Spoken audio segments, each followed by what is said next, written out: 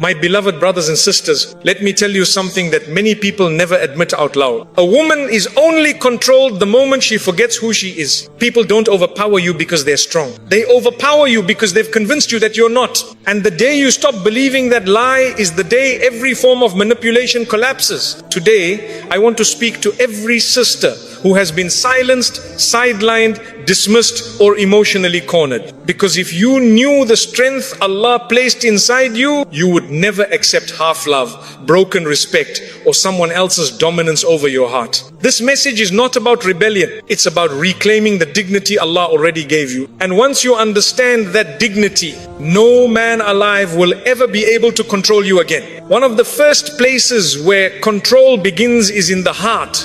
Not through force, not through shouting, not through physical dominance, but through shaping how a woman sees herself. If she believes her worth depends on people, she becomes easy to manipulate. If she believes her worth comes from Allah, she becomes impossible to break. The reality is simple. The person who defines your worth controls your life. Many women grow up hearing opinions, judgments, comparisons, and expectations from everyone around them, family, culture, society, and sometimes even from well-meaning people who don't understand the damage they are causing. Slowly, without realizing it, a woman starts measuring herself through human eyes instead of divine guidance. And that's where the vulnerability begins. If a woman's sense of worth depends on a man's attention, she will tolerate disrespect just to keep that attention. If her worth depends on being liked, she will silence herself to avoid conflict. If her worth depends on praise, she will constantly perform, pretending to be someone she's not, just to keep people impressed. And once someone realizes that she needs their approval to feel valuable,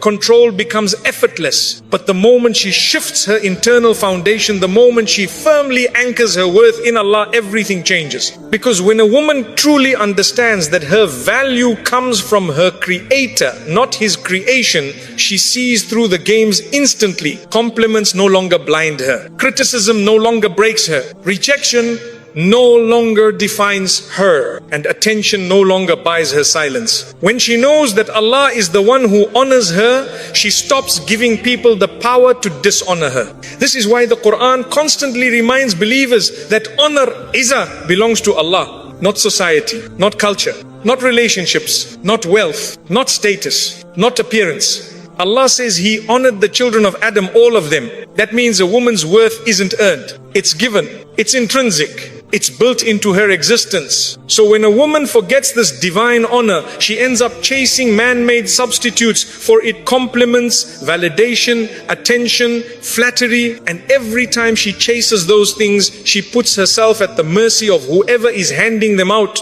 Think about it. If you depend on someone's words to feel seen, you will fear losing them. If you depend on someone's presence to feel valuable, you will cling even when they mistreat you. If you depend on someone's approval to feel confident, you will twist yourself into knots trying to keep them happy. This is how emotional control works. Not through strength, but through dependence. But when a woman understands that her worth is tied to her Creator, not to the creation, she breaks the entire system of manipulation without saying a word. Suddenly, she doesn't beg for love, she chooses love. She doesn't cling to people out of fear. She remains generous while maintaining dignity. She doesn't crumble when someone withdraws affection. She knows that Allah never withdraws His mercy from a sincere heart. A woman who knows her Lord says, I don't need your approval to be valuable.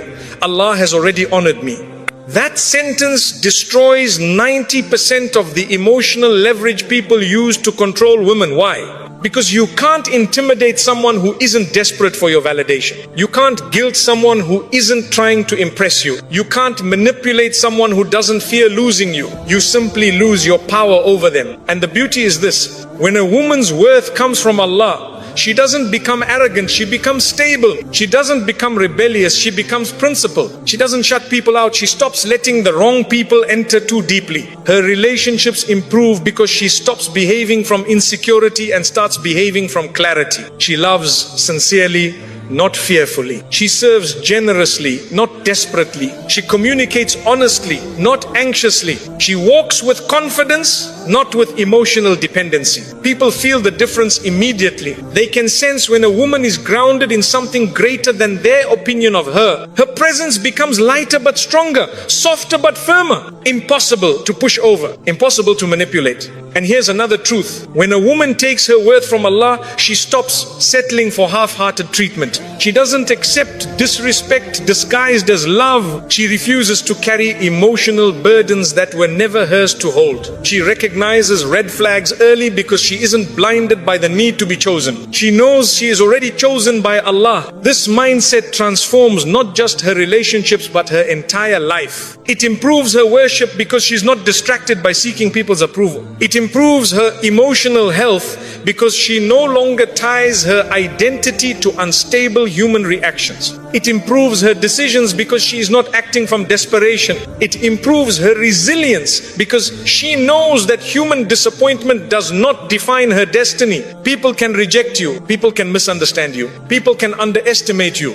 People can walk away from you, but people cannot rewrite what Allah has written for you. And that realization is where a woman's deepest strength begins. A woman who internalizes her worth from Allah becomes unshakable, not loud, not aggressive, not combative, but centered. And centered women cannot be controlled, because once you know who you are with Allah, no one can convince you to be less. One of the most powerful shifts a woman can make, and one of the most misunderstood, is learning to set boundaries without guilt, hesitation, or endless explanation. Many women are conditioned from childhood to be agreeable, accommodating, and pleasant at all costs. They are taught to avoid conflict, to keep the peace, to sacrifice their needs for others, and to make everyone comfortable even if it means making themselves uncomfortable. This creates a dangerous pattern. A woman who is trained to always say yes eventually becomes surrounded by people who expect it, depend on it, and take advantage of it.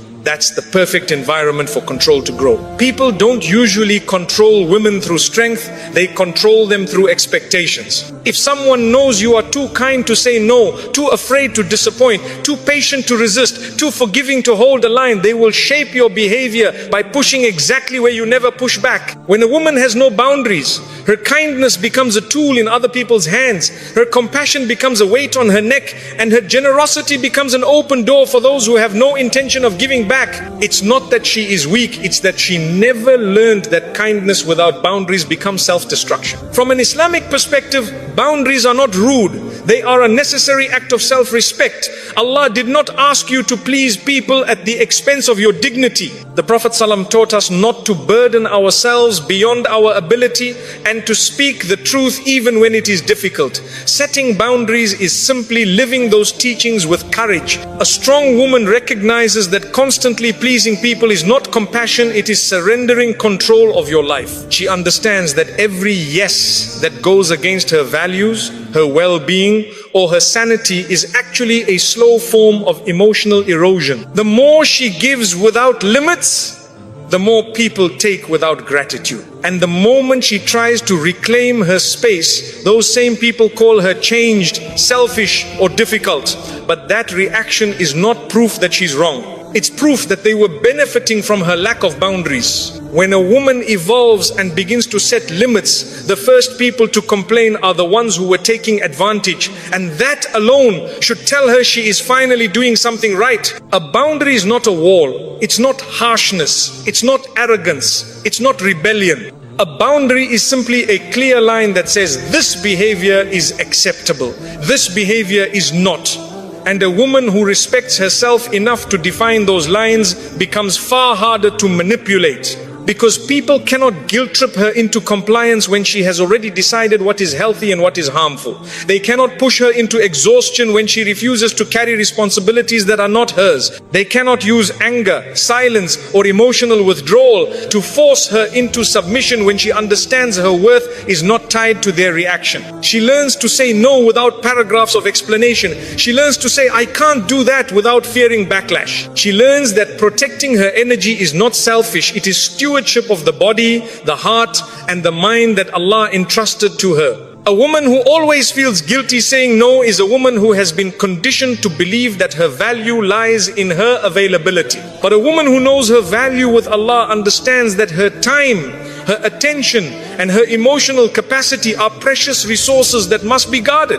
The moment she starts setting boundaries, something remarkable happens internally. Peace increases, clarity increases, self-respect increases. Relationships become healthier because she is no longer acting from fear or obligation, but from authenticity and balance. She learns to differentiate between people who truly care and people who simply want access. The former respect her boundaries, the latter resist them. And this is where emotional strength emerges. A strong woman does not apologize for taking care of herself. She does not feel guilty for saying no to harmful behavior. She does not shrink her needs to protect someone else's comfort. She understands that if she doesn't protect her heart, her mind and her peace, nobody else will.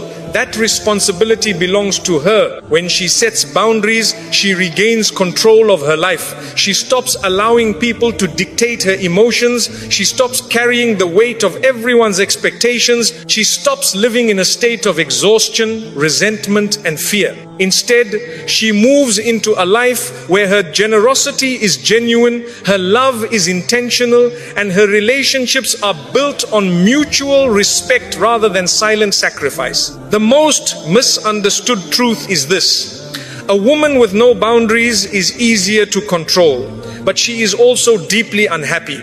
A woman with strong boundaries is harder to control, but she is deeply at peace, and that peace radiates. People sense that she is not desperate, not afraid, not dependent on their reactions. They approach her differently, speak to her differently, and treat her differently because they feel the strength of a woman who respects her own limits. And when people realize they cannot manipulate her through guilt or fear, most of the control they once had simply falls apart. Because the strongest women in the world are not loud or angry. They are calm, clear, and decisive. They know what they accept and what they refuse. They know who deserves access to their heart and who does not.